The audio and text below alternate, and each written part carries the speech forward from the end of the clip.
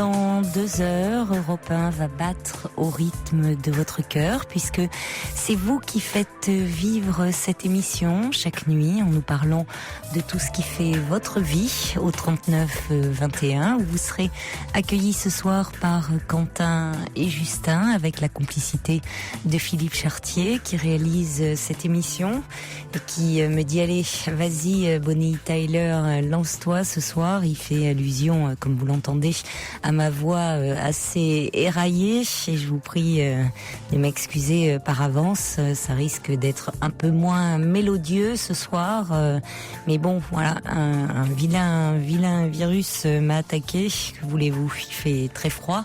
Bon, je vais vous laisser parler davantage. C'est vous de toute façon qui animez l'émission. Donc appelez-moi nombreux au 39 21. Envoyez-moi vos messages au 7 21 21 en les commençant par le mot nuit. Et vous pouvez également m'écrire sur le site europe1.fr.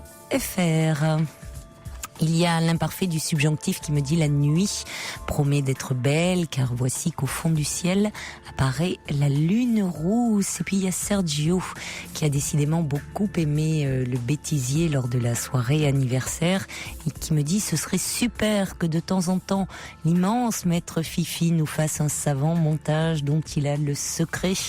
Ça, comptez sur lui. S'il y a des moments comme ça où on a envie de rire, où il y a des fous rires, croyez-moi, il ne loupera pas. Toutes vos confidences à Caroline Dublanche au 39 21. 39 21, 34 centimes la minute.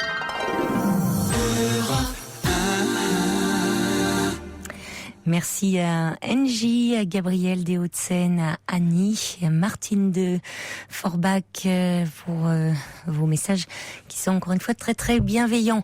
Et puis Sergio me dit c'est quoi le féminin de Joe Cocker? On n'a pas trouvé, mais il va falloir faire avec cette voix-là ce soir. On va accueillir tout de suite Sandra. Bonsoir. Bonsoir Caroline. Bonsoir. Alors Sandra, vous m'appelez pour me donner de vos nouvelles et je vous en remercie. Je crois que vous m'aviez appelé il y a environ 1 an de cela. Oui.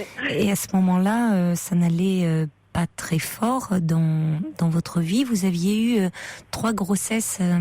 Vous aviez eu dans une période de votre, vous aviez eu 3 grossesses assez rapprochées. Oui, c'est ça. Oui. Et vous aviez un peu perdu goût à la vie. Un peu pied, oui. Oui. Heureusement, vous aviez auprès de vous une amie qui a été d'une aide très précieuse. Exactement. Alors depuis cette période-là, c'est vrai que je me suis rendu compte, en fait, que j'étais beaucoup dans des faux semblants avant. Mmh. Et si vous voulez, j'ai eu une période difficile suite à mes grossesses. Il y a eu plein de choses en fait qui se sont accumulées que j'ai mal vécues. Et j'ai commencé du coup une démarche thérapeutique. Et c'est une chose que j'avais envie de faire depuis longtemps et que j'avais pas eu le courage, je pense, de faire. J'ai mis 3 ans avant de me dire, entre le fait de me dire qu'il me fallait être aidée par quelqu'un et le fait de prendre mon téléphone et de commencer cette démarche. Voilà. Et donc aujourd'hui, ça fait 2 ans et demi que je suis dans une démarche d'aide thérapeutique et ça a été vraiment...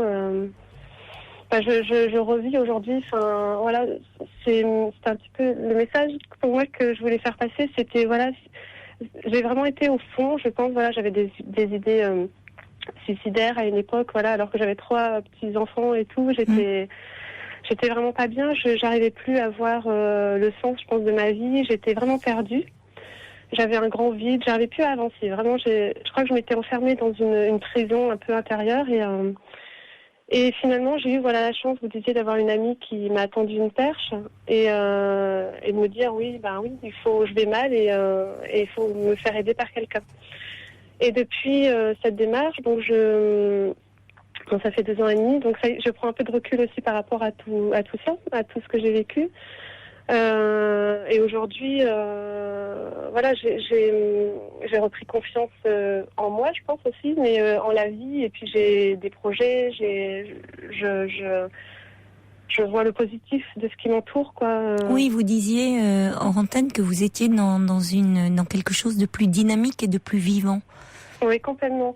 Ah oui, alors c'est pas évident, hein, cette démarche thérapeutique, parce que d'être face à soi-même, moi, il y a plein de choses qui ont émergé dont je maîtrisais rien. Enfin, je me suis rendu compte que finalement l'état dans lequel je m'étais retrouvée. Oui, surtout suite à des grossesses où c'est compliqué. Enfin, comme vous dites, vous aviez 3 enfants, 3 petits-enfants, ça devait être très difficile puisque ça mobilise beaucoup de temps, beaucoup d'énergie. Et ça doit être très culpabilisant de ne plus arriver à faire face et à s'occuper de ses enfants.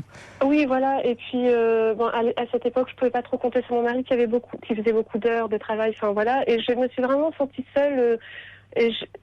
Vraiment, j'ai perdu pied. Et en fait,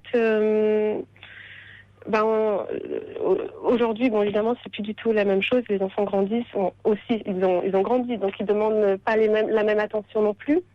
Même si je suis très présente auprès d'eux, j'ai retrouvé un équilibre. Je pense dans ma vie personnelle, le travail thérapeutique, mais j'ai repris le sport, je prends du temps pour moi, j'ai mon travail aussi qui me plaît. Alors justement, votre travail, je crois que vous êtes éducatrice, hein, c'est ça, dans un service de soins avec des enfants handicapés. Voilà, là exactement. aussi, c'est quand même un travail certainement passionnant, mais compliqué. Complètement. Alors moi, j'adore mon travail. J'ai toujours travaillé avec des enfants handicapés ou dans le social. Donc voilà, mais c'est vrai que je me suis rendu compte que j'étais touchée par des histoires aussi. Oui. De famille, par des enfants et même encore, hein, d'ailleurs, voilà. Mais aujourd'hui, j'élabore beaucoup plus ce qui se passe dans le transfert. Enfin, voilà, et je comprends beaucoup mieux toutes ces notions-là parce que moi, je travaillais sans ces notions avant aussi de transfert, de contre-transfert, et aujourd'hui, sans filet finalement. Complètement. J'étais un peu lâchée en fait dans mon boulot et c'était pas toujours facile de prendre du recul. Alors qu'aujourd'hui, le fait d'avoir fait un retour sur soi un petit peu et de comprendre ce qui m'anime, je suis beaucoup plus à l'écoute des familles qui vivent des choses douloureuses, la souffrance. Voilà, et du coup, je me perds pas non plus. Parce que c'est important de trouver un équilibre, effectivement, entre tout ça, quoi. Certainement de pas vous laisser vampiriser au fond par parfois la souffrance de ces familles. Quand vous rentrez chez vous, vous pouvez fermer la porte, même si vous emportez parfois certaines histoires, mais en même temps de savoir quand même faire la part des choses. Et puis de comprendre pourquoi on est touché, justement. Avant, je me posais pas forcément la question. Aujourd'hui, des fois on a des rencontres vraiment touchantes et on est bouleversé après certaines rencontres. Mais aujourd'hui, je peux comprendre, tiens, ça a fait écho à ça de ma propre histoire, ou là où moi j'en suis aujourd'hui, ou de mon enfance, ou bien de ce que j'ai pu vivre, ou ce que j'aimerais vivre. Enfin voilà. Et du coup, j'ai l'impression d'être beaucoup plus aidante, peut-être dans mon travail et certainement. De pas me laisser envahir, effectivement. Mais certainement, parce que vous pouvez d'autant mieux accompagner ces enfants et leurs familles que vous ne projetez pas vos propres angoisses, vos propres difficultés. C'est-à-dire que vous savez à quoi ça fait écho chez vous et donc vous le laissez de côté où vous pouvez l'élaborer et travailler dessus. Mais ne pas être complètement en vrac et bouleversé. Et bon. Il n'empêche que, comme vous le dites, vous restez humaine et donc, bien évidemment, qu'il y a, et heureusement d'ailleurs, des choses, des rencontres qui vous touchent. Oui, parce qu'il faut garder l'authenticité aussi de ces rencontres-là. On peut pas prévoir. On fait vraiment avec ce que les parents ou bien les enfants nous disent à ce moment-là aussi. Donc on travaille vraiment sans filet, comme vous dites, avec. Mais quand on travaille comme ça aussi près de l'humain, ça devrait être indispensable de faire un travail sur soi. Alors ça, moi, j'ai eu beaucoup de mal. Depuis que je fais c'est plus tellement une psychothérapie, c'est vraiment une analyse maintenant plutôt. Depuis que je fais ce travail-là, j'ai eu beaucoup de mal, si vous voulez, à me dire que j'avais pas fait ce travail-là avant. J'ai commencé à 35 ans à peu près, et je me suis dit j'ai raté 35 ans de ma vie. Non, non. Non, mais c'est ce que j'avais comme sentiment. On commence pas l'analyse bébé, hein. Non, mais j'avais vraiment l'impression qu'il y avait 35 ans de ma vie qui m'avaient échappé. Et d'être un pantin qu'on mettait à droite, à gauche, et que je décidais pas de ce qui se passait pour moi. Et en fait, ce que j'ai découvert en thérapie, mais ça a été ça a été des boomerangs que je me suis pris dans la figure, mais vraiment parce que j'ai refoulé énormément de choses de mon enfance et de souffrances, de choses que j'ai mal vécues, et des choses qui me sont revenues, que j'ai pas encore tout réglé, j'avoue, parce que c'est long comme travail, et mais ceci dit, je ne suis plus perdue comme je l'ai été, donc j'ai émergé, j'ai sorti la tête de l'eau, comme je dis, et puis aujourd'hui j'ai vraiment j'ai envie de vivre, j'ai plein de projets, je me lance dans plein de choses, et puis je sais où je veux, je sais où je vais, je sais ce que je veux, et ce que je veux pas aussi, donc voilà. Bah écoutez, c'est essentiel, oui, et finalement en très peu de temps, par rapport à là où vous en étiez. Parce que vous étiez quand même très très bas avec des idées, quand on perd le goût à la vie, avec des idées suicidaires. Donc ça montre que quand on est dans une souffrance telle, il est vraiment important d'aller parler de soi et de se faire aider et de savoir demander de l'aide et d'accepter déjà. D'accepter qu'on ne va pas bien déjà. Je pense que parce que c'est vrai que je savais que j'étais pas bien, mais je crois que c'était intolérable pour moi, mais aussi pour mon entourage. Je pense que je me suis bien cachée aussi. J'ai pas forcément dit que j'allais pas bien. Ça se voyait, je cachais bien. Et c'est pour ça que je parle de faux semblants, où j'étais vraiment dans. Il a vraiment fallu qu'un jour je craque et que je dise à mon entourage ce que j'avais dans la tête. Mais c'est important des témoignages comme le vôtre, Sandra, parce que il y a encore, on est beaucoup dans une société de l'apparence, du faux semblant, de l'image, et où on ne s'autorise pas toujours le droit de craquer. Ça peut arriver à tout le monde. Et il est important dans ces cas-là de savoir se faire aider. Or, il y a encore trop de familles où la douleur physique ou la souffrance physique, la maladie physique, on peut en parler.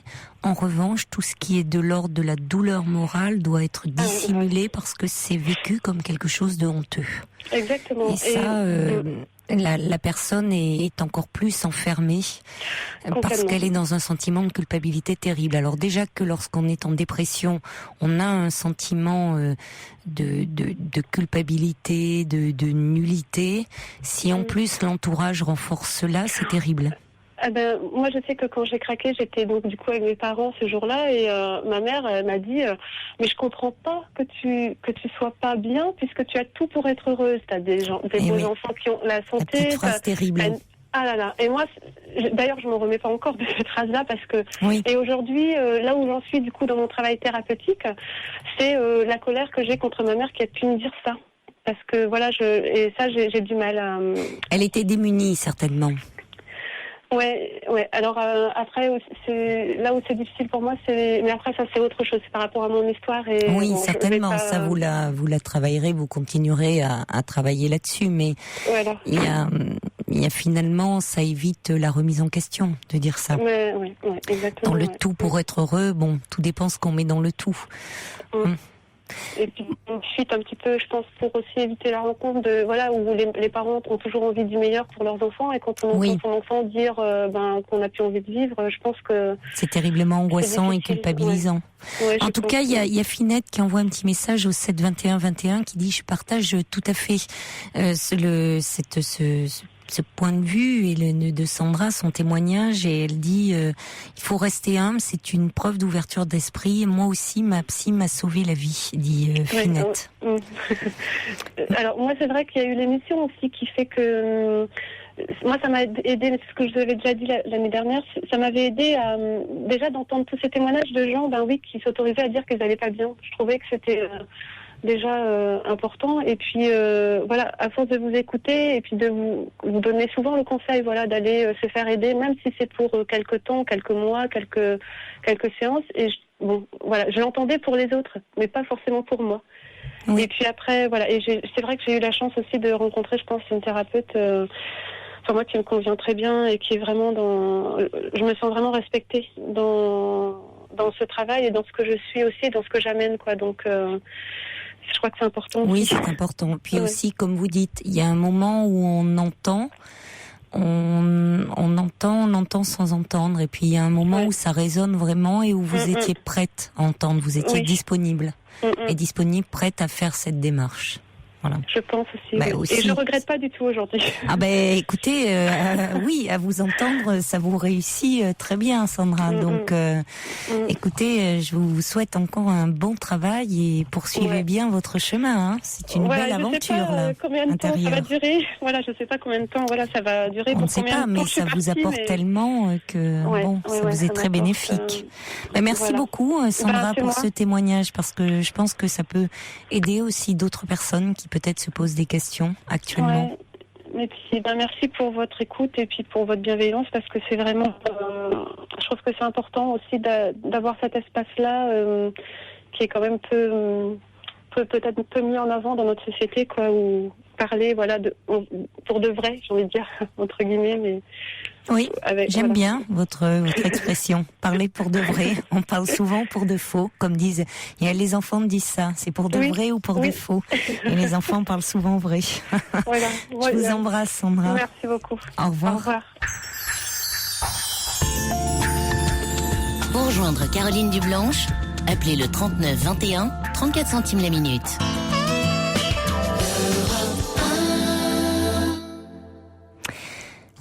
Il y a Marie-Claude qui m'envoie un petit SMS qui me dit « Moi, lorsque j'étais si mal, ma mère me disait « Mais secoue-toi, on n'est pas au cinéma ». » Et oui, il y a des familles où on n'a pas le droit d'aller mal, hein, malheureusement.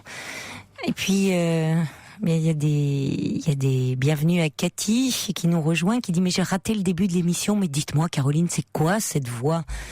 C'est ma voix, hein, jusqu'à ce soir, jusqu'à 1h, je crois que ça sera comme ça, il va falloir faire avec, ou alors éteindre le poste si vraiment c'est insupportable. Je suis désolée, j'ai un gros matou dans la gorge. Note SMS qui me dit vous avez mal à la gorge? Oui, un petit peu, je suis pas mal, mais enfin j'ai la voix enrouée. Merci d'ailleurs à Roland de Moselle et on va accueillir tout de suite Annick. Bonsoir Annick.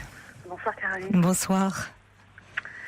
En fait, l'objet de mon appel est tout simple quelque part.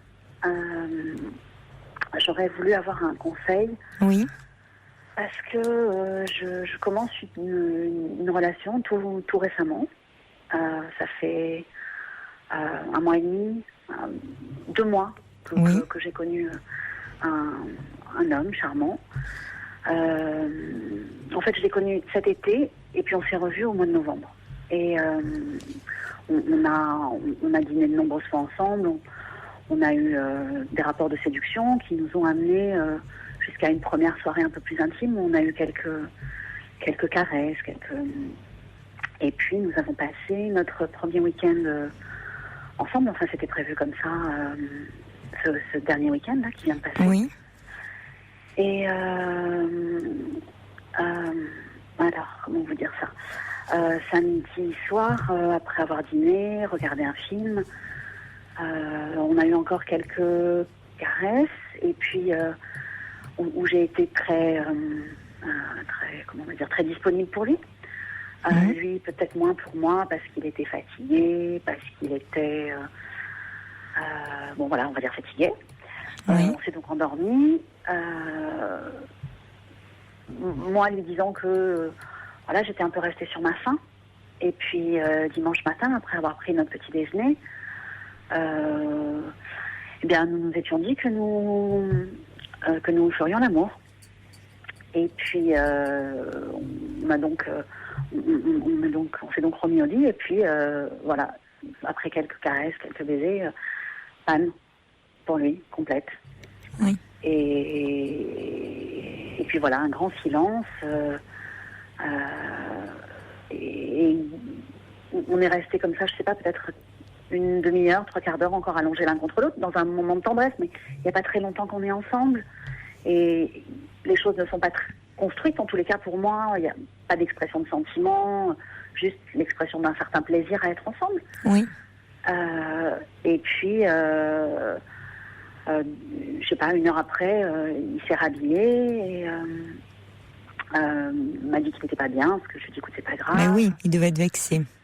Complètement, il devait être très blessé, oui. Complètement.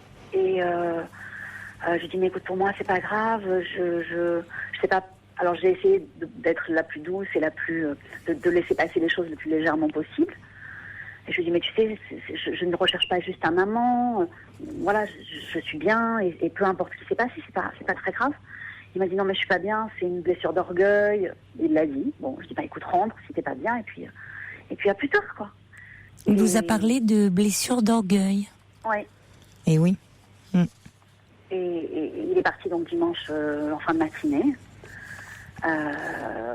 Et depuis, on a juste échangé un SMS. Je lui ai envoyé un SMS dimanche soir pour lui dire que je venais de rentrer, que j'espérais qu'il avait passé une bonne journée et que je l'embrassais tendrement. Et il m'a répondu pour me dire, à la vérité, une très mauvaise journée. Merci de tes mots réconfortants et toujours gentils. Je t'embrasse. On s'appelle dans la semaine. Et j'ai pas de nouvelles. Et je sais pas quoi faire. Oui, il est vraiment, il se sent très blessé, très humilié. Alors c'est toujours très compliqué pour, en tant que femme, de réagir parce que, à la fois, bon, évidemment, si on dit bon, c'est pas grave, enfin, si on balaye ça un peu de revers de la main. Ça a l'air de dire c'est pas important et de faire fi de cette blessure. Si on se montre un peu trop comment dire un peu trop enfin à l'écoute bienveillante, voyez, une image un peu trop maternelle, c'est aussi un peu à double tranchant. Ouais. Dans ces moments-là, le côté un peu trop j'allais dire rassurant, c'est toujours bon d'être rassurant, mais entre rassurant et maternant, il y a une limite à pas trop franchir dans ce domaine-là. D'accord. Donc, bon, c'est... Alors après, c'est vrai que cet homme, vous le connaissez pas bien. Est-ce que c'est quelque chose qui lui arrive, est-ce que c'est un incident de parcours comme ça peut arriver, ou est-ce que c'est une problématique qu'il rencontre assez souvent? Et ça, vous ne le savez pas. Parce qu'il se ferme et il n'en parle pas. Non, au fond, je le sais pas. Mais j'ai quand même eu l'occasion à une ou deux reprises, dans nos caresses, de voir qu'il n'avait pas de problème fonctionnel. Donc... Oui, c'est-à-dire que dans vos caresses, il avait une érection. Ouais. Mais il n'a pas pu la maintenir lors de l'acte sexuel. Ouais. Donc, alors c'est vrai que le subversif dit quand on avoue rester sur sa faim, on met sous pression. Oui, donc on suggère soit à la hauteur. Donc finalement, à présent, vous tombez un peu tous les deux. C'est ça, il a dû être... bon, il est forcément blessé, c'est vrai qu'il faudrait pouvoir... il faudrait qu'il vous laisse la possibilité de vous revoir pour recréer une intimité, une complicité, plutôt que de se replier comme il le fait. C'est ce que je me dis. J'avais très envie d'appeler parce que je me dis... Voilà, il faudrait pouvoir le rappeler, ne plus faire du tout allusion à cela, et prévoir quelque chose... une sortie, enfin, dédramatiser et enlever un peu cette pression. Ok, ouais, c'est ce que je me disais, ne pas laisser passer le temps parce que... Ah non, surtout pas laisser passer le temps là. Okay. Parce que le temps n'est pas bon, surtout que c'est une relation d'1 mois et demi, 2 mois. Donc vous n'allez pas laisser passer des semaines, ça n'aurait pas de sens. Non, c'est clair. Là, le temps ne joue pas en votre faveur, en l'occurrence. Il m'a dit c'est très frustrant pour moi, c'est très frustrant pour toi. Oui, non, mais ça, dire que il faut désamorcer à votre niveau. Dire que attendez, c'est bon, c'est pas votre frustration, c'est que vous pouvez lui dire que il vous a donné beaucoup de plaisir. Que et pas seulement, pas minimiser en disant j'ai beaucoup de plaisir à être en ta présence, le valoriser aussi dans sa virilité déjà en tant qu'homme, en disant qu'il vous a donné beaucoup de plaisir. Par ses caresses, enfin, vous voyez que vous étiez le reviriliser, je vais y arriver, aussi, sensuellement, que sur le domaine érotique, ça allait très bien. Que bon, voilà, après, vous n'évoquez pas ça, la frustration, essayez de le rappeler parce que lui s'enferme dans sa blessure, là. Ok. vais tenter ça. D'autant que ce que j'avais dit au standard, c'est que j'ai bon voilà, ça c'est la dernière histoire que j'ai, mais j'ai une fâcheuse tendance à collectionner les échecs depuis une dizaine d'années maintenant que je suis divorcée. J'ai eu quelques jolies histoires, mais aucune qui s'est à nouveau concrétisée dans une relation construite. J'ai eu des relations d'un an, 6 mois. Et là, j'avais vraiment l'impression d'avoir rencontré quelqu'un qui, avec qui les choses se passaient en douceur. Et oui, mais c'est pour ça serait vraiment dommage de tout gâcher. Pour ça, ça peut arriver. Peut-être que cet homme, justement, s'est mis beaucoup la pression. Quel âge a-t-il ? 53 ans. Oui. Bah, écoutez, peut-être qu'il s'est mis beaucoup la pression, vous lui plaisez terriblement, et du coup, ça a pu, voyez, parfois plus un homme est impressionné, plus il perd ses moyens aussi. C'est un peu ce que j'ai essayé de lui dire comme ça. J'ai dit, tu sais, en plus, peut-être que c'était un peu trop télécommandé. On s'était dit qu'on recommencerait. Moi, je trouve, le côté, ça perdait de sa spontanéité. Ouais, c'est ce que je lui ai dit. Ça, c'est bon, là, il était fatigué, puis après, c'est genre, bon, ben là, on va faire l'amour. Non, ça se fait soit pour une première fois, puis même, de toute façon, en général, ça se commande pas. Ouais, ça se fait dans un mouvement, dans un instant, vous voyez, il y a le désir et ça suit, enfin ça. Là, c'était oui, je suis d'accord avec vous, trop télécommandé. Mais parce que quand on a peur, on veut maîtriser. Et justement, c'est toute la problématique des hommes. C'est qu'à la fois, les femmes, elles doivent apprendre à lâcher prise pour parvenir à la jouissance, alors que les hommes, s'ils lâchent trop prise, c'est problématique pour eux. Il faut quand même qu'ils puissent davantage être dans le contrôle et à la fois pas trop, parce que s'ils veulent trop être dans le contrôle, souvent ils perdent aussi leur érection. Donc. Ouais. D'accord. Écoutez, je vais le rappeler tout de suite. Je vais pas perdre de temps. Le routier dit très peu de mots peuvent rassurer un homme dans ces moments-là. Il faut laisser son désir s'apaiser. Alors en même temps, ne tardez pas à le rappeler parce que le temps ne joue pas. Ouais, je pense que là 2 jours, il a eu le temps de réfléchir. Oh oui. Et si je laisse passer, ça montrera peut-être un manque d'intérêt de ma part. Oui, moi je trouve et que il va cogiter dans son coin en se disant je l'ai déçue. Elle est restée sur sa faim, elle est frustrée, donc non. Dites-lui que vous avez envie de le voir. C'est ce que dit d'ailleurs Eridan, qui dit l'objet de votre appel est pas simple, c'est courageux de témoigner sur ce sujet. Dites à cet homme qu'il vous manque et que vous n'avez pas envie de le manquer, tout simplement. D'accord. Ah, c'est joliment dit ça. C'est joliment dit, hein. Ouais. Je vais m'en servir de celle-là. Ok, écoutez, merci pour ces conseils et félicitations pour ce que vous faites. J'aime vraiment, vraiment beaucoup votre compagnie le soir. Mais merci Annick. Et merci. Bonne chance alors. Ok. Au revoir. Au revoir Annick. Toutes vos confidences à Caroline Dublanche au 39 21. 39 21. 34 centimes la minute.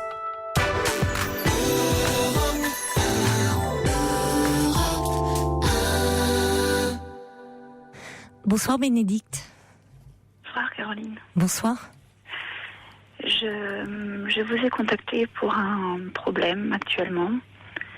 En période de Noël, c'est vrai qu'il y a beaucoup de calendriers qui circulent dans les bureaux, dans les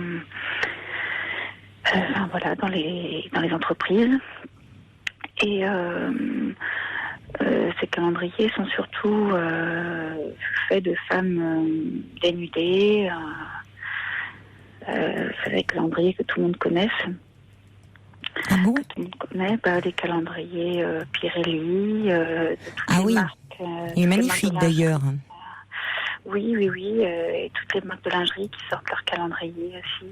J'en ai pas vu passer moi dans les bureaux, mais il faut dire que moi je suis la nuit, donc Fifi, est-ce que tu en as vu passer? On n'a pas de bureau, dit Fifi, c'est vrai. Et il dit ça, je vous dis pas, mais il a l'air dépité, mon Fifi. Hein. Il regrette de pas avoir de bureau. Hein. Mais il y en a pas dans le studio Coluche. On n'a pas le calendrier Pirelli, il en a pas en régie non plus. Pourtant ça circule. Ah bon, mais ça circule. Alors peut-être sous le manteau à Europe 1, on n'a rien vu. Nous. C'est possible, voilà. Et c'est vrai que moi ça me pose un gros souci par rapport à mon ami. c'est une idée que moi je n'arrive pas à gérer du tout.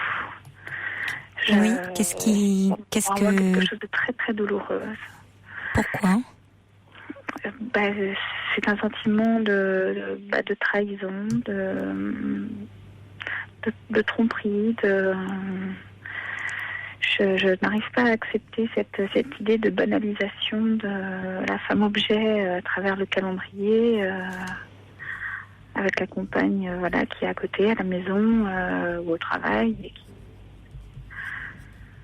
qui ne peut pas répondre qui ne peut pas être au niveau de ce qui est montré à ces hommes. C'est assez difficile à vivre pour moi. Alors, vous dites deux choses déjà, femme objet, c'est-à-dire femme objet de désir, femme objet de fantasme. Oui, après, quand vous dites vous vous sentez, il y a comme un sentiment de dévalorisation parce que vous ne pouvez pas être au niveau de ces femmes. C'est-à-dire que ces calendriers sont faits pour faire rêver, pour faire fantasmer, et donc on sait bien que même si la base est quand même très bonne, il faut dire ce qui est, pour toutes ces jeunes femmes qui ont quand même des physiques en général déjà de rêve à la base, mais c'est vrai que ces photos sont, comme toutes les photos aujourd'hui que l'on voit dans les magazines, sont évidemment retouchées, sont en même temps... C'est un petit peu comme quand un degré supérieur des hommes vont sur des sites érotiques, voire pornographiques, ils vont fantasmer à un moment donné, mais ces femmes-là, ils ne les perçoivent pas, si vous voulez, ils ont des images d'elles très morcelées finalement, ils fantasment sur des corps assez morcelés. Oui.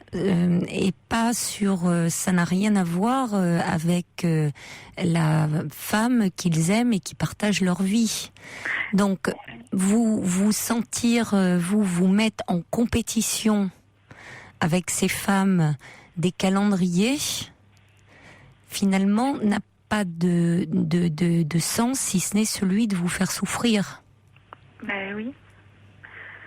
Oui, comme je disais, je n'ai connu que ça. Donc, les hommes que j'ai connus, mon père, aussi loin que mes souvenirs vont, je revois tous les hommes à chaque fois parler de ces photos. Comment votre père en parlait-il? Avec beaucoup de désir. Devant vous? Oui, et il trompait ma mère en plus, donc tout ça est lié à plein d'autres choses, je pense. Mais certainement. Mes grands-parents, pareil, donc... Vos grands-parents, c'est-à-dire? C'est-à-dire qu'ils, pareil, regardaient toutes ces choses-là et trompaient aussi... Mais pourtant, à l'époque de vos grands-parents, il n'y avait pas des calendriers comme ça Il n'y avait pas le calendrier, il y avait le Crazy Horse le soir du Nouvel An, où il fallait qu'on aille se coucher pour les laisser regarder. D'accord. Et c'était votre grand-père qui regardait? Oui. Donc j'assimile tout ça un petit peu à la même chose. On arrive en période de fête, Dans la hotte du Père Noël, il y avait des filles, très très sexy. Voilà, pour les messieurs et les dames, les enfants devaient aller se coucher, et les messieurs et les dames devaient aller à la cuisine. Oui, donc c'est tout ça qui vous révolte au fond. Il y a une colère contre tout ça. Colère, oui. Et c'est ça vient de plus loin au fond, Bénédicte. Ça vous renvoie. Il y a une angoisse derrière, et une colère contre. Vous dites votre grand-père, l'image de femmes qui subissent le désir des hommes et qui elles sont ravalées au rang de. Bonnes épouses, bonnes mères et finalement quittées toujours. Et qui étaient quittées. Tout, systématiquement, oui. Donc, parce que votre père a quitté votre mère. Oui, et moi-même je suis divorcée. Donc c'est vrai que. Mais vous avez été quittée ou comment ça c'est? Pourquoi? On m'a demandé de partir. Donc. je devais partir. Je ne correspondais plus à ce qui était attendu. Donc, mais alors, il y a aussi quelque chose quand même, peut-être, il faudrait un peu réfléchir là-dessus, Bénédicte, pour ne pas toujours subir. Oui. C'est-à-dire sortir de peut-être cette lignée, alors parce que vous avez pu appartenir à une lignée de femmes qui ont subi leur vie, leur destinée de femmes, mais je ne sais pas quel âge vous avez, vous ? 37 ans encore. Bon, c'est jeune. Oui. Donc, vous n'êtes pas amené à subir. Les temps ont changé quand même, Bénédicte. Hein, donc, là, on est dans quelque chose si vous voulez, voyez, au-delà d'un discours qui serait les hommes effectivement sont guidés par leurs instincts, leurs pulsions, alors toujours on ne peut pas maîtriser, et puis les femmes, ben voilà, elles sont toujours quittées, abandonnées. Bon, il faut sortir de ça et plutôt se pencher sur votre histoire à vous. Pour sortir de ce côté, j'allais dire, assez manichéen. Oui. Parce que vous n'avancerez pas sinon. Ben non. Parce qu'au fond, vous êtes là, en attente. Oui. Vous guettez le coup tordu. Exactement. Et vous vous focalisez sur des choses qui, pardonnez-moi de vous le dire, sont insignifiantes. Pas au regard de votre histoire. Non, mais au regard de votre histoire, évidemment que ça vous bouleverse. Ouais. Ça vous bouleverse parce que je comprends bien, au vu de ce que vous nous racontez, ça fait écho à toute une histoire, toute une problématique. Mais dans les faits, des histoires de calendrier, c'est peanuts, quoi. Franchement. Donc, bien trop qu'il y a une incompréhension entre deux personnes concernant ce sujet-là. Voilà, dès qu'on aborde ce sujet, c'est parfois difficile parce que c'est très très difficile de se comprendre mutuellement. Mais c'est-à-dire que quand vous lui en parlez, votre ami doit pas comprendre. C'est difficile, oui. Oui. C'est difficile. Et puis parfois, quand on redoute quelque chose terriblement, on finit par le provoquer.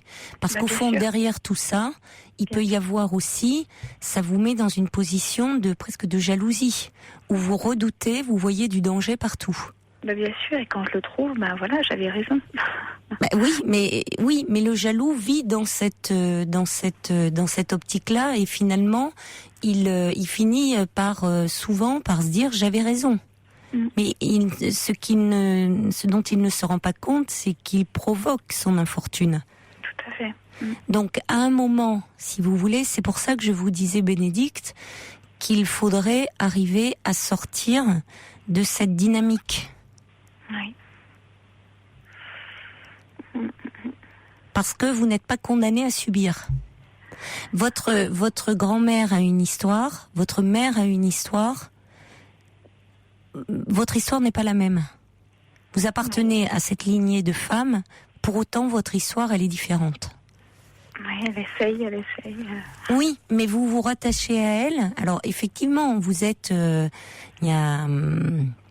vous êtes, ça veut pas dire vous êtes rattaché à elle, mais on est toujours, on hérite des générations, de ce que nous transmettent les générations précédentes, et ce que vous ont transmis vos grands-mères et mères, c'est une image très négative des hommes. Peut-être effectivement avec à juste titre sur certains points. Ces hommes-là n'avaient pas aussi, vos grands-pères et pères, que des défauts.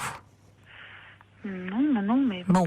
Mais en tout cas, vous, ce qui est ancré en vous, c'est que les hommes, eh bien, on ne peut pas compter sur eux. Ils nous lâchent, ils nous quittent. Quand on a ça ancré en nous, eh bien, finalement, souvent, on va rencontrer des hommes comme cela. Tout à fait. Parce qu'on aime on aime avoir raison, au fond. Oui. Donc, ça vaudrait vraiment la peine de travailler là-dessus. C'est déjà commencé, oui. déjà commencé. C'est pour ça que la personne là est différente et c'est pour ça que je ne peux pas rater ce... Alors d'autant plus. Et voilà. Mais c'est très très difficile à vivre malgré toute la conscience qu'on peut avoir de... Oui, parce que c'est problème. Au fond, bien sûr, quand vous rationalisez, vous vous dites, bon, allez, j'arrête de gamberger, mais Voilà. au fond, il y a toute votre histoire et vos peurs d'enfant, il y a beaucoup de choses qui remontent et toute votre colère. Et ça, dans ce travail que vous avez commencé il y a combien de temps ? Il n'y a pas très longtemps et puis c'est un petit peu éparpillé sur d'autres choses, donc je ne sais pas focaliser là-dessus. C'est vrai que pour ça, il faudrait que je me renseigne mieux pour savoir quel travail Éparpillé faire. sur autre chose, c'est-à-dire, qu'est-ce que vous faites comme travail ? Sur d'autres soucis, justement sur des problèmes au travail, sur des problèmes dans le social. Donc justement, ça c'est... Et vous faites un travail, une psychothérapie ? Oui, une psychothérapie, oui. Mais bon, là c'est plus axé, j'ai l'impression, je ne connais pas grand-chose, mais c'est plus axé sur des actions très... Vous parlez du travail là, actuellement, dans cette thérapie. Non, là je parle du travail en psychothérapie. Je dirais que c'est plus, j'arrive avec un souci, hop, on essaie de le résoudre, voilà, au fur et à mesure. Je ne sais pas si c'est un travail, une réelle psychothérapie à long terme. Je sais pas. Enfin, j'ai pas l'impression de parler de tout ça. Mais c'est-à-dire que c'est peut-être à vous d'en parler. Voilà, c'est peut-être aussi. Vous ne. C'est vous qui amenez la thérapie aussi. C'est ce que vous amenez en thérapie. Oui. Oui, alors, c'est du long terme, une thérapie. Oui. Si vous venez de commencer il y a peu de temps, donnez-vous le temps aussi, Bénédicte. Oui. La psychologie, la psychologue clinicienne, ça correspond à ce type... La psychologie, pardon ? Clinicienne. Oui. Ça correspond tout à fait... éventuellement. Ah ben complètement. Complètement. Bien sûr. D'accord. Parce qu'actuellement, c'est vrai que le suivi, bon, bien sûr, il est global, mais j'arrive avec un souci particulier et puis on le résout. Enfin, j'appelle ça mon petit coaching. Ah mais elle doit faire de la psychologie comportementale alors. Certainement, je ne sais pas du tout. Vous avez un problème et vous le résolvez à chaque séance. Actuellement, c'est comme ça qu'on fonctionne. Ah oui, c'est du comportemental. Donc là, je me suis jamais épanchée. Posez-lui la question. Dites-lui, c'est de la thérapie comportementale que l'on fait. Posez-lui la question.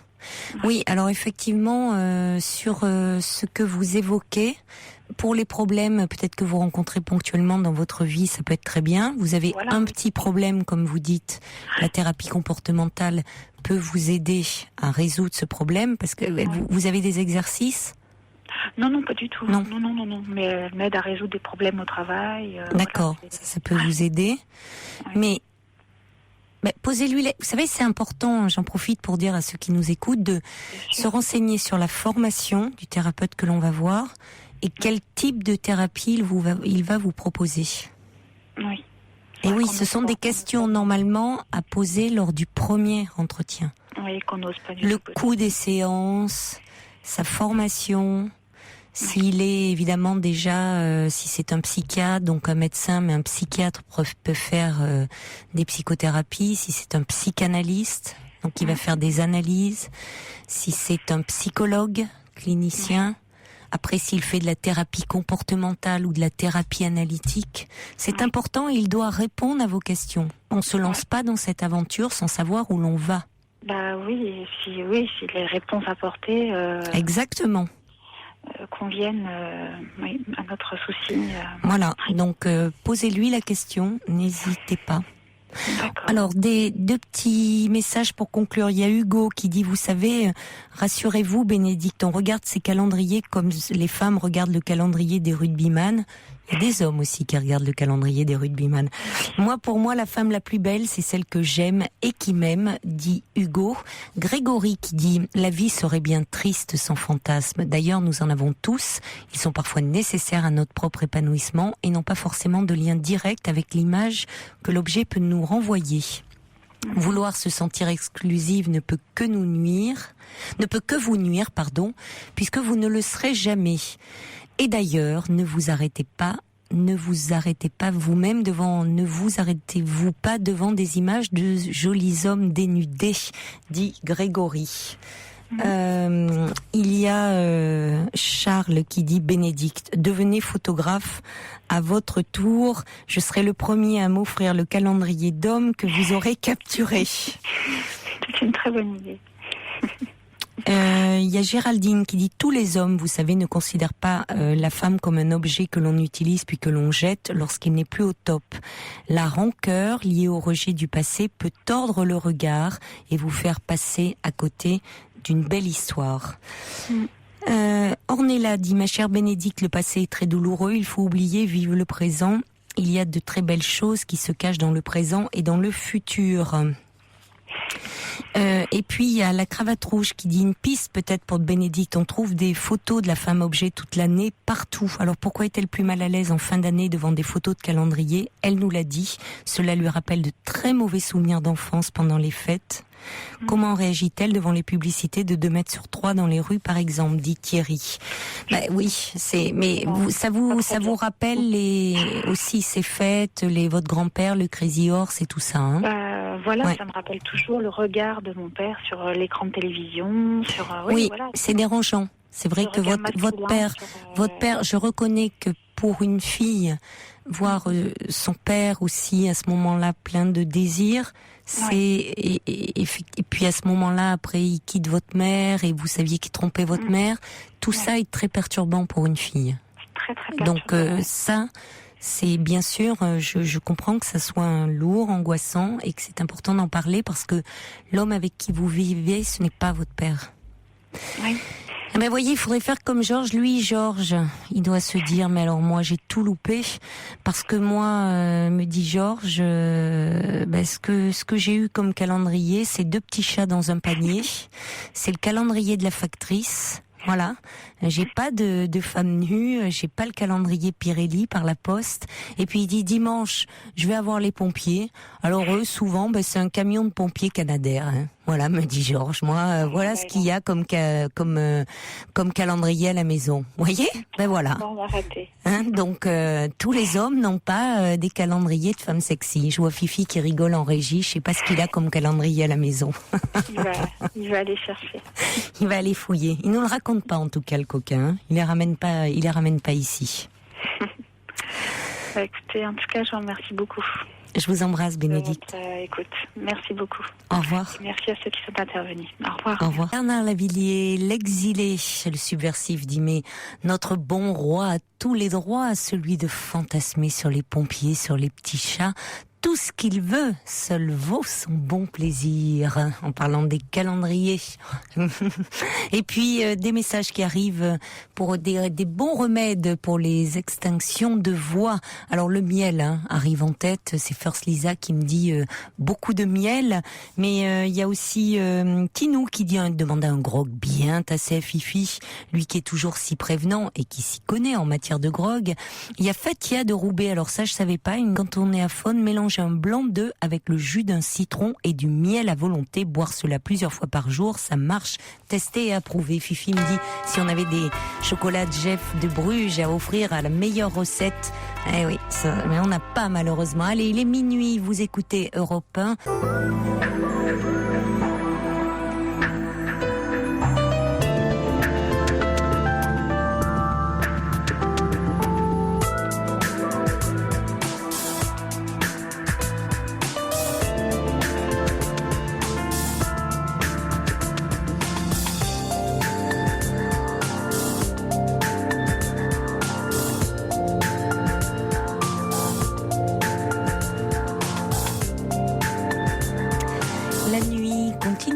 sur Europe 1 avec tous vos témoignages au 39 21. Toutes vos réactions par SMS au 7 21 21 en commençant votre message par le mot nuit. Des messages encore qui arrivent pour soigner les voix enrouées. Alors un message qui me dit une décoction de ronces, feuillage des mûres sucrées avec j'ai pas la suite, c'est limité à 160 caractères, du miel certainement. Mais alors moi je vais passer ma journée à chercher des ronces, des feuillages de mûres, où est-ce que je vais trouver ça? Ça va être compliqué ça. Peut-être que Valérie a appelé le 3921 pour dire il faut de l'eau de navet. Ça encore, bon, des navets on peut en trouver. Hein. Je vais aller chez mon primeur, des navets, de l'eau de navet sucrée. Alors je me dis, si je bois du blanc d'œuf, que derrière ça je me prends des navets et puis après une décoction de ronces, au secours, je serai peut-être pas là demain soir parce que je vais avoir une éruption de boutons où je vais peut-être avoir un peu de mal à digérer. En tout cas, merci pour tous ces remèdes de grand-mère. On a beau dire, mais souvent, c'est ce qui fonctionne le mieux. Georges me dit, vous savez, pour la gorge, il n'y a pas grand-chose. J'espère que ça sera pas le même virus que celui que j'ai eu, parce que moi, je l'ai traîné 3 semaines. Ce qui voudrait dire que la semaine prochaine, je suis en vacances, c'est Sophie Peters qui sera avec vous pour Noël. Ce qui voudrait dire, si les prévisions de Notre Majesté sont bonnes, que je terminerai l'année avec cette voix et que je la démarrerai avec cette voix. Ah ouais, encourageant. Je vous remercie, mon cher Georges, pour tout ça. Et puis alors quelques petits courriels qui sont arrivés. Alors là, c'était pour Annick qui avait rencontré un homme il y a environ 1 mois et demi, 2 mois. Et puis, cet homme avait eu une petite difficulté au moment des rapports sexuels. Et puis, depuis, il s'isolait un petit peu. Il était assez blessé. Hugo avait envoyé un petit courriel en disant ça faisait peut-être tout simplement longtemps que cet homme n'avait pas fait l'amour. C'est vrai, ça peut expliquer cela. Et Tintin dit la réaction de votre ami est normale et il s'agit de trouver le ton juste. Face à cette situation, mon ami avait trouvé la solution efficace de l'humour, ce qui avait fait passer la pilule après la première phase de grande gêne. Mais surtout, ne mettez pas en l'air votre relation pour cela. Cela dit, étant donné la réaction de cet homme, l'humour, visiblement, lui a eu l'air d'être très blessé. Donc je pense qu'il vaut mieux éviter. Parce que certains ne sont pas accessibles à l'humour dans ces situations-là, ça les blesse encore plus. Donc je pense qu'il vaut mieux qu'Annick n'évoque plus le sujet. Sergio qui dit 3 semaines de silence pour Papy Bougon, dû à son enrôlement, son entourage a dû en être ravi. Et un petit coucou amical à mon professeur d'anglais, Alexandre, qui est à l'écoute. C'est une plaisanterie, si je prenais des cours d'anglais, ça se saurait. Mais il s'est instauré de lui-même, professeur d'anglais, voilà. Donc, et c'est un fidèle auditeur de l'émission. Allez, on va accueillir maintenant Eléa. Bonsoir Eléa. Bonsoir. Bonsoir. Oui. Je suis juste un petit peu timide, mais déjà c'est une grande épreuve pour moi d'appeler. Écoutez, vous l'avez déjà franchi, cette épreuve-là. Oui.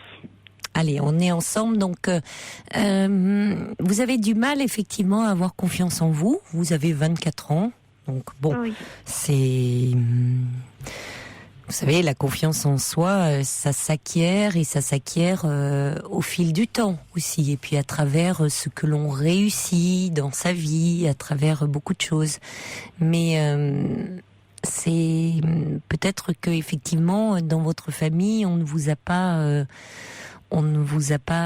trop aidé à avoir confiance en vous. Mais là, il faudrait que vous m'en disiez un petit peu plus, peut-être.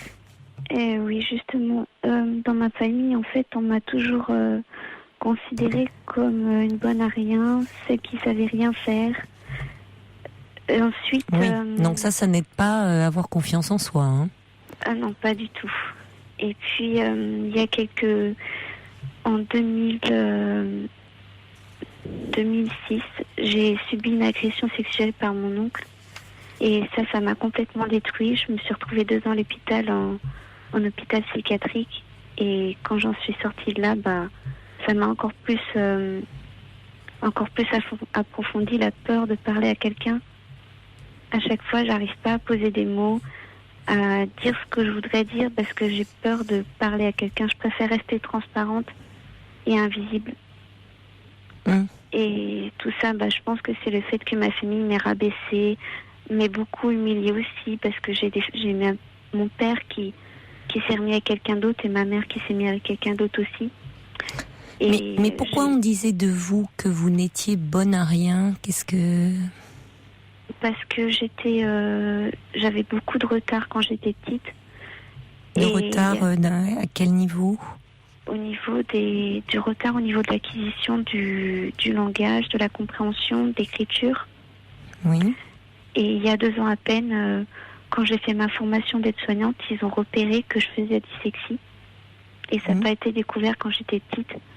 Et c'est pour ça que beaucoup de gens me disaient « Mais t'es nulle, t'arriveras jamais à rien dans la vie, t'es différente de tes sœurs, t'es la plus nulle des 3. » Ah oui, donc en plus vous avez des sœurs et on vous comparait à elles. Voilà, j'étais toujours la plus nulle et mes sœurs étaient toujours les meilleures. Et ce qui m'a encore plus détruit, c'est que ma belle-mère est avec mon père et ma belle-mère et moi, comme j'étais différente par rapport à mes 2 sœurs, eh bien, elle me supportait pas, elle m'aimait pas du tout. Et je me suis reçu plein d'insultes dans la figure, plein de coups aussi. Et j'ai essayé d'expliquer à mon père, il a rien compris. Donc du coup, c'est après que je suis partie à l'hôpital. Et puis là maintenant, je suis plus chez lui, je suis chez ma mère. Là actuellement, vous vivez chez elle? Voilà, je vis chez ma mère, je vis plus chez mon père. Et comment ça se passe avec elle aujourd'hui? Avec ma mère, ça va, sauf qu'il y a juste un truc, c'est qu'elle comprend pas pourquoi je fais des études. Mais sinon... Qu'est-ce que vous faites comme études? Là, j'ai eu mon diplôme d'aide-soignante en 2010 et là maintenant, je fais la formation d'auxiliaire puéricultrice. Mais c'est formidable ça. Pour quelqu'un qui n'était pas doué, soi-disant. Tout à fait, oui. Alors pourquoi? Vous voyez, c'est toute l'ambivalence de votre mère, finalement. Pourquoi elle au fond, n'a pas arrêté de vous dire que vous n'alliez rien faire de votre vie, et aujourd'hui, que vous avez entrepris des études, elle ne comprend pas que vous fassiez des études. Oui, parce qu'elle n'en a pas fait non plus. Eh oui. Voilà. Finalement, vous la dépassez. Oui. Et ça ne lui va pas. Il y a une forme de jalousie et de rivalité. Vous réussissez là où elle a échoué, entre guillemets. Ça ne veut pas dire que... Parce qu'on... C'est un peu caricatural, mais elle le vit comme tel. Il y a une compétition. Peut-être, oui. Sûrement. C'est peut-être pour ça On peut penser que votre mère, elle n'est pas très heureuse dans sa vie. Je vais aller assez vite, Léa. Mais qu'elle n'est pas très heureuse dans sa vie et que finalement, elle vous le fait payer.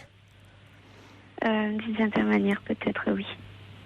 Oui, parce que c'est vrai que quand je lui dis « Tiens, maman, regarde, j'ai eu mon diplôme d'aide-soignante », elle me dit juste « Ah oui, c'est bien ». Oui, alors qu'elle devrait vraiment se réjouir pour vous, être fière de vous. Oui, sûrement. Puis j'essayais l'autre fois de lui parler de la procédure par rapport à mon oncle et elle veut pas du tout que je lui en parle. Pas du tout, parce qu'elle dit ça fait trop de mal. Je peux entendre ça.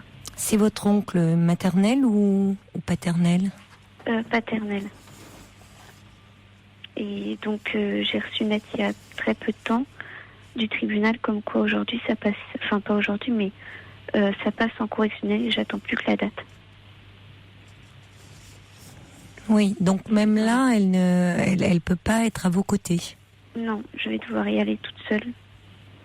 J'en suis Et sûre. votre père, comment réagit-il? Justement, mon père, j'ai essayé de lui faire comprendre pourquoi j'étais pas bien à l'époque, et donc ça aussi.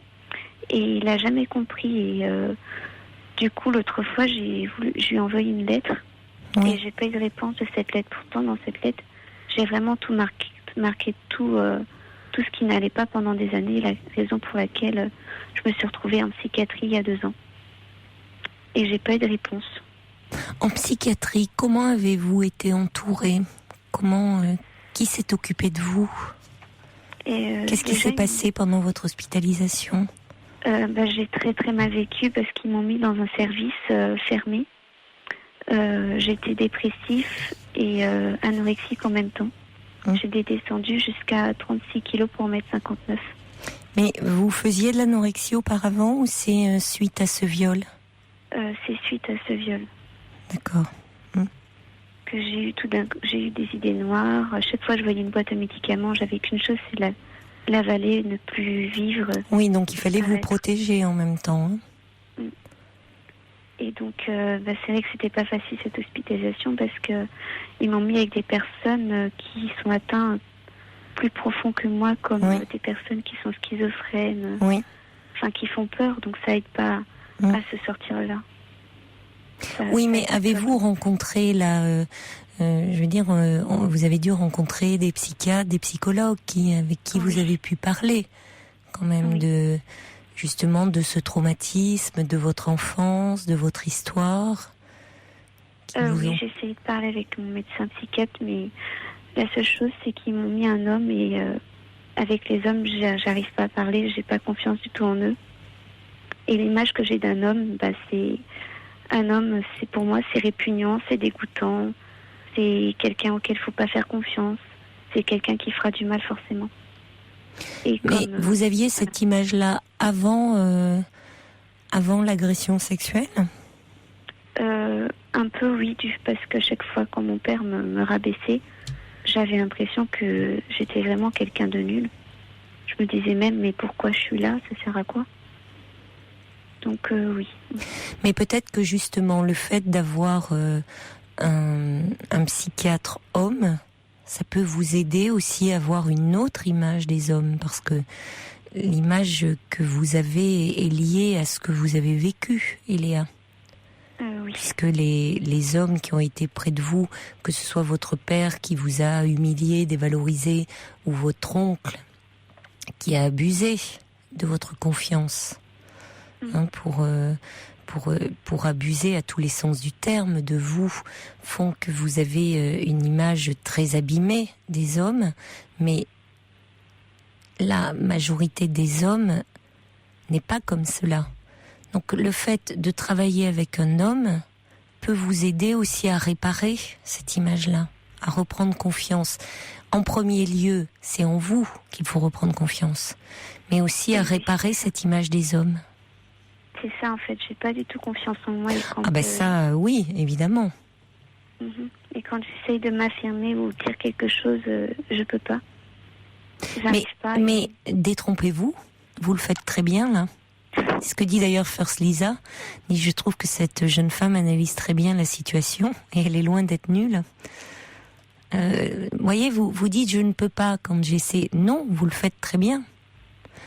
Vous pensez, ça va être difficile pour vous de penser que vous êtes capable. Vous êtes tellement imprégné de toutes ces images négatives sur vous-même que ça va prendre un peu de temps pour vous en débarrasser. Parce que, évidemment, quand les parents qui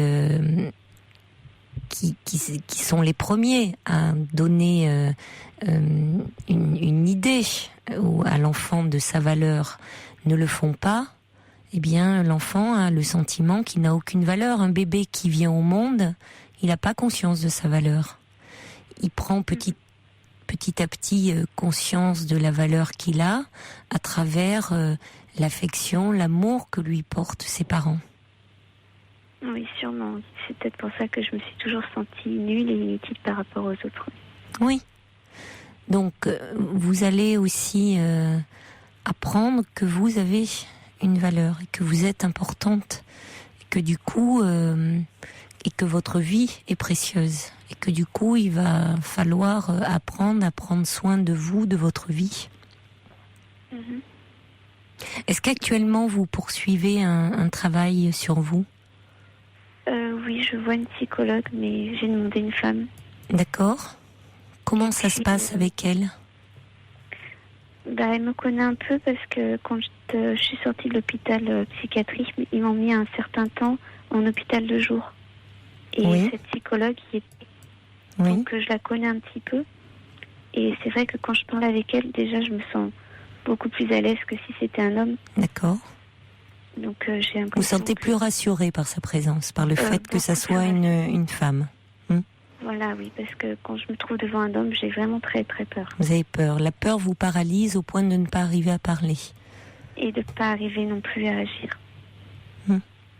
Agir dans le sens où quand, par exemple, je prends l'exemple qui m'est arrivé il y a quelques jours, j'étais dans un train et il y a un homme qui a commencé à m'aborder et moi j'ai essayé de vouloir lui dire non et j'ai pas pu et du coup j'ai rien pu faire, j'étais complètement absente. Il pouvait faire tout ce qu'il voulait, j'arrivais pas à me défendre. Donc la seule chose que j'ai pu faire, c'est partir, fuir, comme je fais d'habitude. C'est déjà une réaction. La fuite, à certains moments est une réaction utile. Par moments, on n'a que celle-là. Ça peut même être une très bonne réaction. Mais moi, ce qui me fait peur, c'est que si je reste toujours comme ça, avec ce caractère dans ma vie, je ne sais pas si j'arriverai à me faire respecter un jour ou l'autre. Ah, mais vous ne resterez pas toujours comme ça, Eléa. Parce que j'essaye, mais... Vous vous rendez compte, vous avez 24 ans. Vous me dites par rapport à ce qu'on appelle cette estime de soi, c'est-à-dire ça rejoint un peu la confiance en soi, l'image que vous avez de vous-même au fond, une image assez abîmée de vous-même, comme si vous étiez nul, pas capable. Ce qui est bien loin d'être le cas quand on vous entend parler de vous. Mais c'est l'idée que vous vous faites de vous, et c'est de ça dont il va falloir vous débarrasser.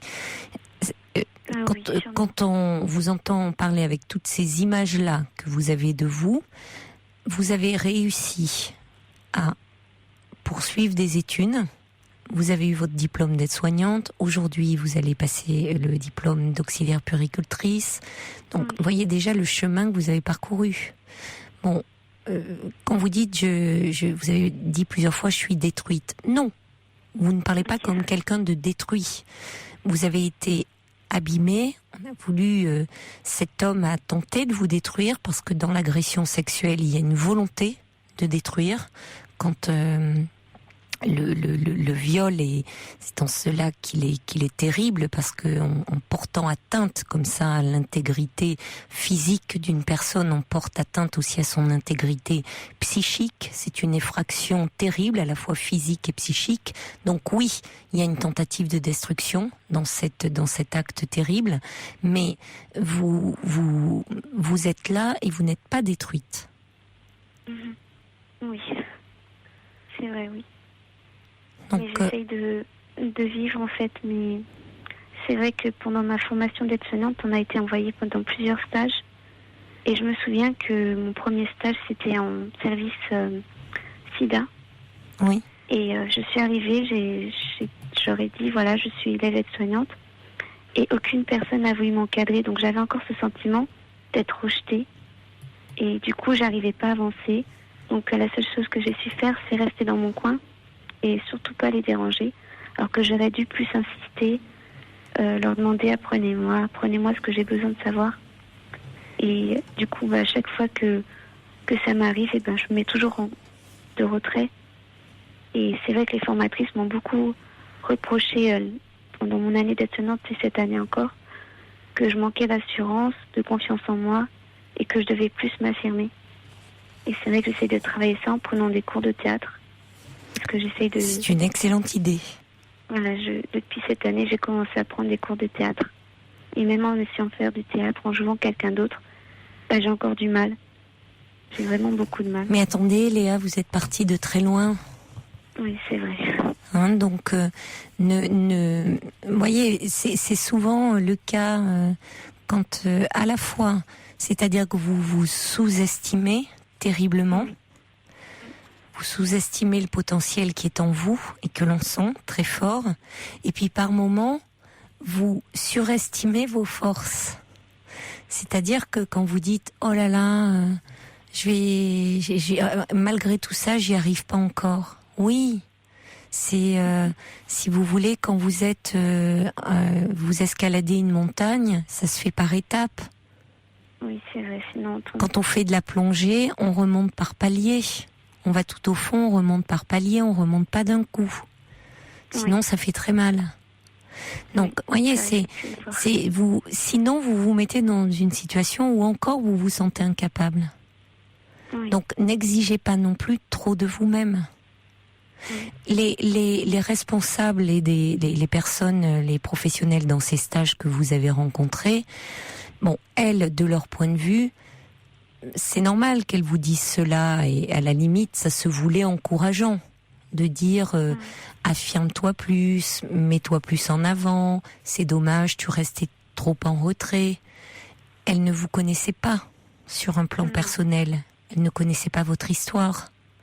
Elles voyaient en vous la jeune stagiaire et un peu timide, un peu trop effacée par rapport à d'autres qui avaient une autre histoire et qui du coup pouvaient plus prendre leur place au sein du service. Alors que vous, vous sentant incapable, vous avez peur de, comme vous dites, même de faire une grosse bêtise, de dire une grosse bêtise et même de déranger, tout simplement. Mais petit à petit, vous allez prendre de l'assurance. Et ça va venir au fur et à mesure. Mais bien sûr. Parce que là, je sais qu'être comme ça, en fait, je le vis assez mal.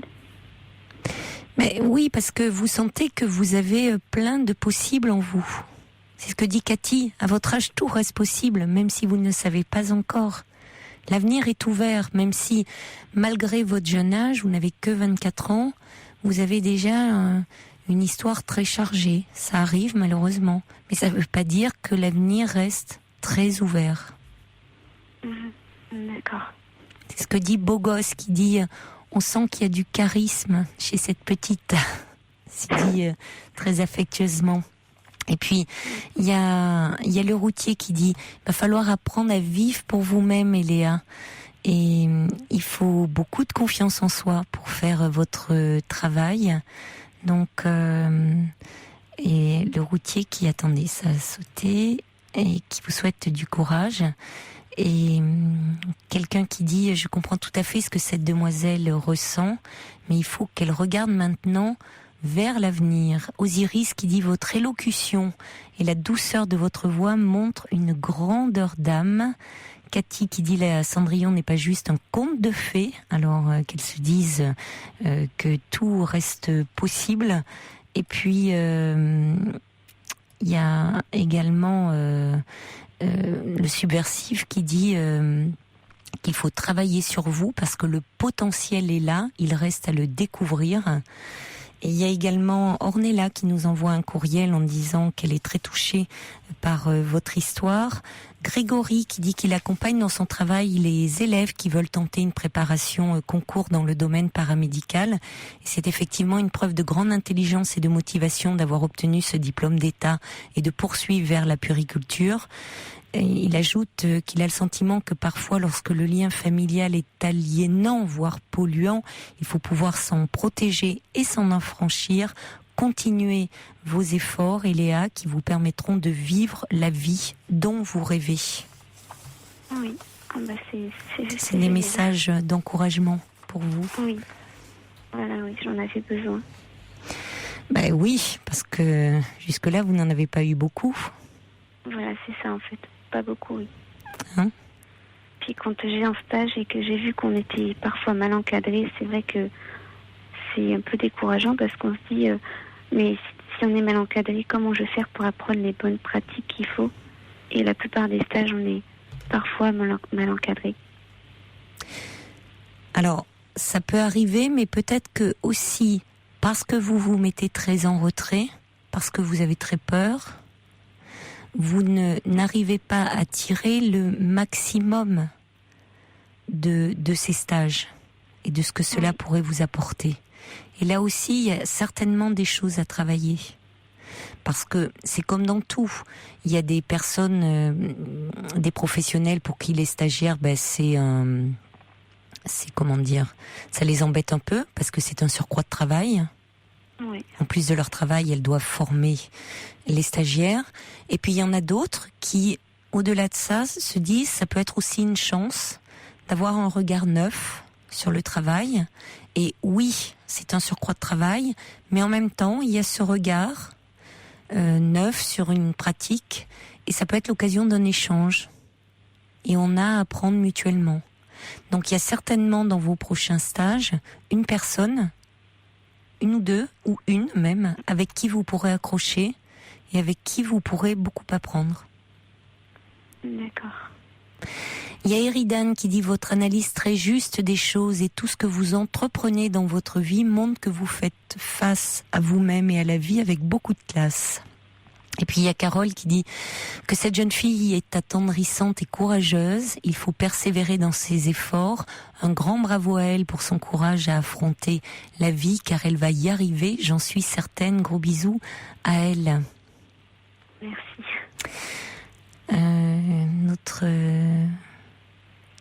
Et puis Nelly, qui est formatrice en école. Alors, j'ai pas la suite parce que je me dis c'est limité à 160 caractères, mais apparemment elle connaît bien la formation que vous faites. Elle dit réussir son diplôme d'aide-soignante.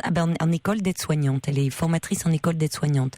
Poursuivre par une formation d'auxiliaire, c'est avoir réussi 2 concours, 2 oraux. Bravo, ce n'est pas donné à tout le monde, dit Nelly. Ah, d'accord. Oui. D'accord. Ah oui, donc plus, il faut déjà... Oui, pardon. En plus, comme elle est formatrice, oui. C'est vrai que... Elle est formatrice en école d'aide-soignante, Nelly. D'accord. Donc il faut aussi que vous vous sentiez fière de cela. Parce que c'est vous qui avez réussi cela, hein, Eléa. Alexandra qui dit « J'ai pris le témoignage d'Eléa en cours de route, mais pensée l'accompagne. Oui, elle va avancer, prendre de l'assurance. On l'entend à sa voix. » Oui. Et puis l'imparfait du subjonctif, et ça sera peut-être le mot de conclusion qui dit « Ce n'est pas un grand malheur de ne pas atteindre les étoiles, mais ce sera un grand malheur de ne pas avoir d'étoiles à atteindre. » Et vous en avez encore beaucoup à atteindre. Hein. Donc ça rejoint un peu ce que disait Grégory. Cette vie dont vous rêvez, vous êtes en train de vous donner les moyens d'y arriver, d'obtenir. C'est pas parce qu'on part dans la vie avec beaucoup d'obstacles au départ qu'on n'arrive pas à les surmonter, Léa, vous savez ? D'accord, oui, c'est vrai que... Vraiment. Ça peut être décourageant et en même temps, ça peut être encourageant. Et puis par rapport à ce procès en correctionnel, peut-être demander à la psychologue qui vous suit ou... Enfin, elle peut vous donner des adresses ou dans votre ville des associations de femmes qui ont été victimes de viol qui pourraient être présentes à ce moment-là pour vous. Il y a des groupes de parole en parallèle et qui pourraient peut-être être à vos côtés pour vous soutenir. Des représentants d'associations, si vous vous sentez un peu seul. Oui, c'est sûr, parce que comme je vous l'ai dit, ça s'est passé dans le sud, donc j'habite à Paris et je vais devoir retourner dans le sud ce jour-là, seule. Demandez, si vous habitez à Paris, vous contactez à ce moment-là Viol Femmes Info Service, va vous mettre en relation hors antenne, et il y a certainement des antennes dans le sud. On va vous donner des structures d'associations pour que vous puissiez peut-être être entouré un peu au moment du procès. D'accord. Un message de Violaine qui dit « J'envoie beaucoup de bonnes ondes à Eléa que j'embrasse ». Vous nous donnerez de vos nouvelles ? Oui. De temps en temps peut-être ? D'accord ? D'accord. Je vous embrasse, Eléa. Merci beaucoup. Au revoir. Yannick Noah, ça me regarde. Bonsoir Ziné. Bonsoir Caroline. Bonsoir. Voilà, en fait, c'est une... Je sais pas par quoi commencer, parce que c'est une histoire un petit peu compliquée. Enfin, très compliquée pour moi. J'ai connu mon épouse, j'avais 26 ans, elle en avait 23, donc ça fait 11 ans maintenant, j'ai 36 ans. On s'est mariés il y a 5 ans. Elle a fait une première crise d'angoisse juste avant le mariage. C'est pendant l'organisation du mariage. Et puis là, au mois de début août, en fait, elle a refait une grosse crise d'angoisse avec sentiment de persécution. En fait, elle avait l'impression qu'il y a des gens qui lui voulaient du mal, qu'elle croisait des gens dans la rue, qui étaient la cause de tous ses malheurs, etc. Et donc on était en vacances, donc on est rentré précipitamment de vacances. Et puis dès le lendemain, elle a dit qu'elle voulait se séparer de moi, qu'elle voulait divorcer. Sachant qu'on a un garçon de 3 ans et demi, une petite fille qui a pas encore 1 an et demi. Oui. Et donc suite à ça, elle a été hospitalisée. Et puis depuis le mois d'octobre, elle est retournée vivre chez ses parents. Voilà, donc moi je gère les enfants depuis ce temps-là. Oui. Elle a insisté pour qu'on divorce, donc, mais bon, de son côté, elle n'a pas du tout bougé. Oui. Donc moi, j'ai lancé la procédure de divorce il y a quelque temps. Sauf que c'est difficile parce que je me dis, est-ce que c'est vraiment la bonne solution? Est-ce qu'il faut divorcer ou est-ce qu'il faut attendre qu'elle aille mieux? Elle, pour l'instant, donc depuis le mois d'octobre, elle est partie vivre chez ses parents. Son père m'a appelé en me disant on sort de chez l'avocat. À partir de maintenant, il n'y a plus de contact physique ni téléphonique. À l'époque, en fait, c'était les vacances de la Toussaint. Elle avait voulu partir avec les enfants chez ses parents. Et donc, il a dit plus de contact physique et téléphonique. Et puis, les enfants restent ici avec leur mère. Donc, j'ai dit non, hors de question. Elle n'est pas en état de s'en occuper. Moi, je m'en occupe depuis le mois d'août. Donc, sachant que ses parents habitent à 800 km... je suis dans le sud de la France et ses parents habitent dans la région parisienne. Donc j'ai bataillé pour récupérer les enfants, donc je suis allé les chercher. Et puis depuis, pas de contact, rien. Quel âge a-t-elle, votre... Elle a 33 ans. 33 ans. Et moi j'en ai 36. Mais ce qui est assez regrettable, c'est que les parents prennent parti de façon aussi tranchée dans cette histoire. Parce que si vous voulez,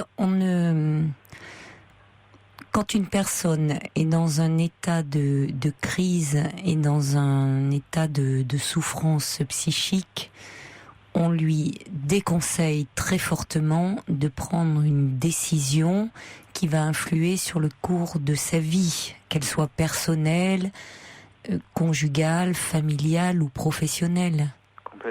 C'est-à-dire qu'on lui laisse le temps de s'apaiser. Ouais. Vous voyez, là, elle est dans quelque chose de très réactionnel. Ouais. Donc, vous, comme vous dites, finalement, vous êtes pris comme ça dans un étau en disant est-ce qu'il ne faut pas attendre qu'elle aille mieux, parce que là il y a quelque chose en réaction. Donc ce qui est préoccupant, je trouve, c'est la réaction de votre beau-père qui prend tout au pied de la lettre, c'est-à-dire on sort de l'avocat, plus de contact, Quelle relation aviez-vous avec vos beaux-parents? Très bonne.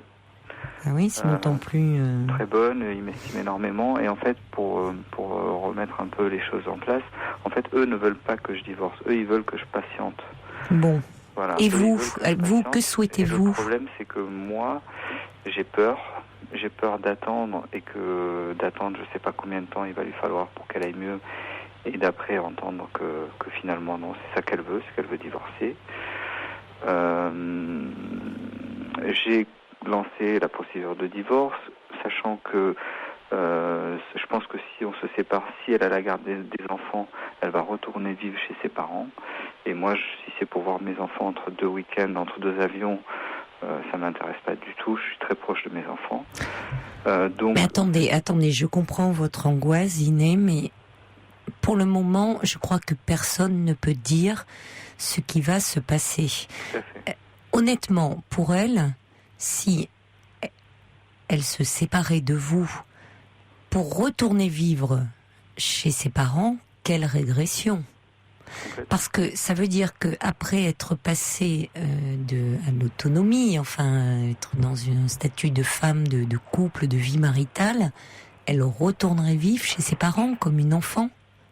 Bon, alors pour le moment, il serait important que votre épouse soit prise en charge et bien suivie, c'est-à-dire qu'est-ce qu'il y a derrière. Bon, alors ça c'est important. Sauf que elle a enfin accepté de me parler cette semaine. Et quand je lui parle, j'ai vraiment pas l'impression qu'il y ait d'évolution depuis le mois d'août. C'est toujours... en fait, elle me reproche rien. Mais en même temps, quand elle dit que quand elle est avec moi, elle n'est pas complètement épanouie, qu'elle n'est pas elle-même, qu'elle se sent pas elle, quoi. Ah, mais vous allez entendre beaucoup de choses certainement difficiles à entendre, Ziné, en ce moment, parce que s'il y a une angoisse avec de la persécution derrière, c'est qu'elle se sent menacée et avec des choses peut-être un petit peu délirantes, je vais mettre des guillemets, c'est-à-dire où vous pouvez même être à certains moments, ça peut ne pas être le cas, mais un peu le persécuteur. C'est-à-dire que par moments ça va être des gens, des inconnus, mais ça peut être aussi dans son entourage. Bon, et ça peut être même vous. Donc vous, il faut prendre de la distance par rapport à tout ça, parce que c'est un moment de crise. Ça émerge comme ça. Oui, mais 4 mois, ça vous paraît très très long pour vous. C'est très long à vivre, quand on est dedans, dans ce tourbillon, dans cette tourmente. Mais sur le plan psychique, c'est très très peu. Sur le temps psychique et le temps de la vie, c'est très différent. Donc je comprends que ce soit très long pour vous. Mais ça ne veut pas dire que si vous voulez cette angoisse, il faut l'élaborer, c'est-à-dire pouvoir mettre des mots. Alors elle a forcément un traitement médicamenteux pour certainement fait d'anxiolytique, peut-être d'antidépresseurs, je ne sais pas, mais certainement pour calmer, apaiser cet état-là, et puis certainement une psychothérapie. Oui. Bon, donc où elle va pouvoir parler déjà, qu'est-ce qui déclenche cela, et qui remonte certainement à son histoire, à elle personnelle, et même avant votre rencontre. Tout à fait. C'est le cas, oui. Pour le moment, on n'a pas posé de diagnostic. Vous n'avez pas entendu parler d'un diagnostic. Me donner de diagnostic. Ils disent que c'est une dépression nerveuse, mais que... D'accord, c'est peut-être le cas. J'ai des amis qui sont psychologues, psychiatres, tout ça, qui m'ont dit que c'était des troubles de l'humeur. Ils ont parlé de bipolarité. Voilà, de bipolarité. Oui, mais des amis qui ne l'ont pas rencontrée. Qui la connaissent bien. Qui la connaissent. D'accord. Et elle a un c'est quoi, c'est les humorégulateurs ou un thymorégulateur. Thymorégulateur, voilà, c'est ça. Le problème, c'est que moi, en fait, ma difficulté, c'est que j'ai beaucoup de choses à gérer. J'ai mes 2 enfants en bas âge, mon travail, pas mal de choses. Et j'ai peur qu'en attendant, je finisse par, moi aussi, sombrer pas dans la dépression, mais pas bien aller.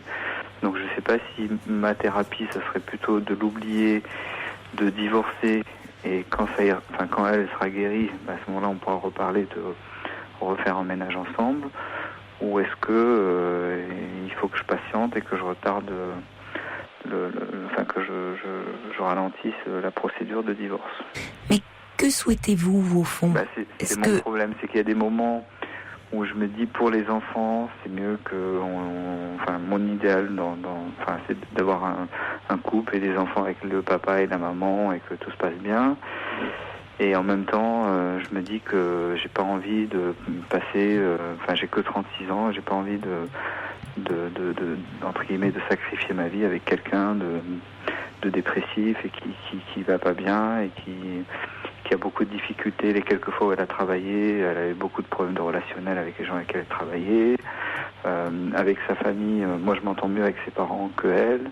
J'ai eu sa mère au téléphone il y a 2 jours qui me dit mais moi je peux même pas lui parler à chaque fois qu'on se parle. On se dispute. Elle est allée vivre chez sa sœur quelque temps et puis finalement ça s'est pas bien passé. Elle est retournée vivre chez ses parents et en fait je me dis si on reste ensemble ça risque d'être des histoires tout le temps, quoi. C'est difficile, mais en même temps j'ai encore des sentiments pour elle. Elle me manque, voilà.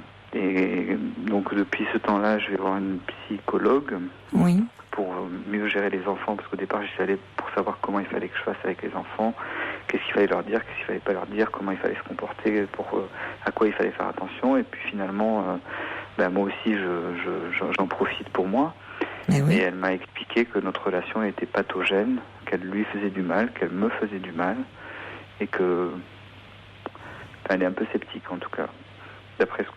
D'après encore une fois, elle m'a dit, c'est d'après tout ce que vous me dites. Hein. Moi, je connais pas votre épouse, mais d'après tout ce que vous me dites, c'est une relation qui est plus ou moins impossible, quoi.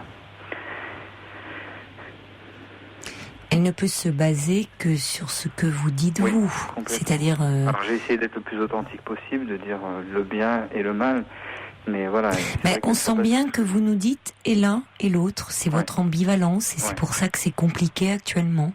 C'est-à-dire que il y a des moments où c'est très compliqué parce qu'il y avait déjà des signes avant-coureurs, avant cette crise là majeure, et l'avenir vous fait peur.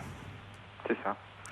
Et puis vous avez quand même cette famille que vous avez créée, ces 2 enfants, encore très petits.